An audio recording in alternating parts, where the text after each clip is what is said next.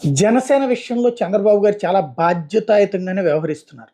ఏదైతే MLC elections మొన్నే చెప్పుకున్నాం.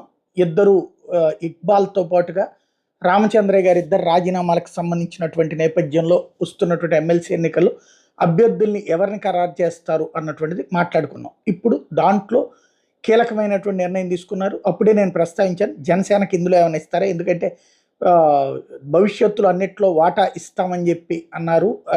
రాబోతుందని పవన్ కళ్యాణ్ గారు అన్నారు కాబట్టి ఇది ఆసక్తిగా ఎదురు చూస్తున్నారు. ఖచ్చితంగా ఇప్పుడు చంద్రబాబు గారు కీలక నిర్ణయం తీసుకున్నారు. ఒక ఎమ్మెల్సీ తెలుగుదేశం పార్టీ, ఒక ఎమ్మెల్సీ జనసేనకి.